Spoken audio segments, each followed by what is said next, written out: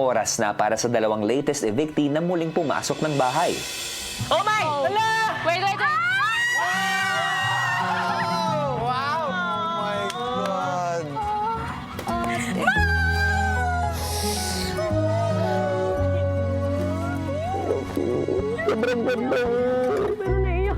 Sobrang naapektuhan talaga ako, kuya, at yung naging kadugo ko rin na si Ate Klang. Kasi hindi ko talaga na-ready po yung sarili ko.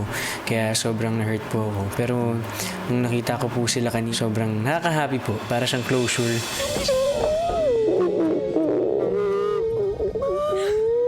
Nung nakita ko po sila, I was reminded of the family that I had po inside the house. So, sobra po akong naging emotional.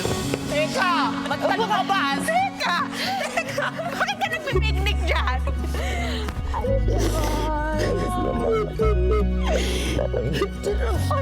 My heart is full of happiness po nung nakita ko po si Ate Klang. Sobrang saya po ng puso ko, kuya.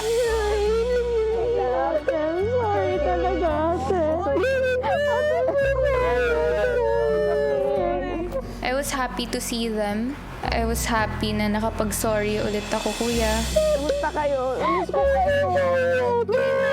Ay, Lindsay, sayang yung... Kay Ate Klang, kuya, inulit-ulit niya sa amin ni River na, River, AZ, okay lang. Kino-comfort niya kami, kuya.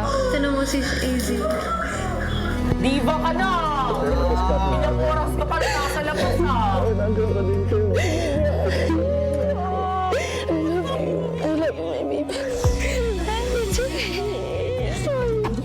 Naninibago ka!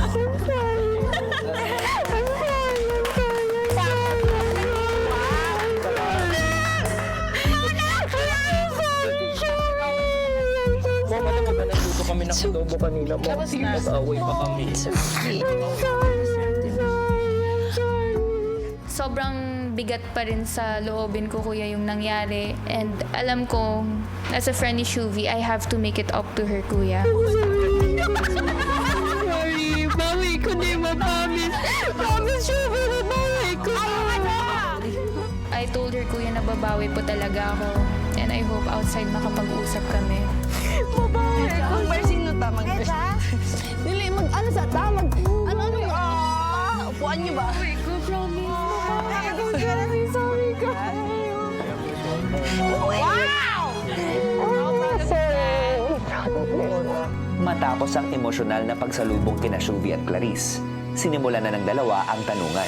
Sabi nga, deserving naman lahat tayo, lahat kayo. Sa tingin nyo, bakit kayo dapat iboto ng taong bayan? Ako, money is a big thing naman talaga in life, and we all know that. And honestly, I don't deserve it. But one of the reasons then why I'm here back fighting, not just for my family, not just for myself, but it's also for the people. Kasi I know that they want to see me fight din po here inside. I'm not only fighting for myself here, but I'm fighting for River. Fighting for the people na nagtitiwala sa akin. Yun yung tinanong sa akin ni Kuya. Nag-open up ako sa kanya na I feel guilty because kayo yung umalis.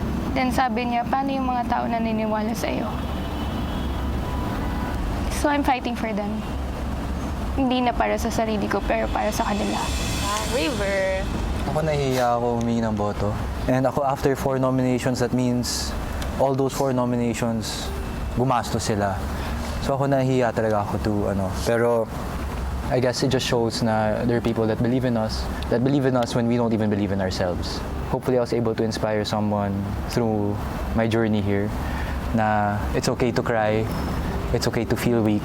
Hey! Basta laban lang ng laban. Yes.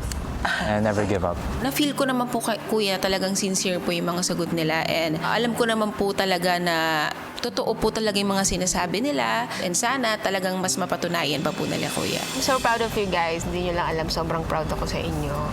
Nandito ako para palakasin yung loob nyong lahat. As your mom!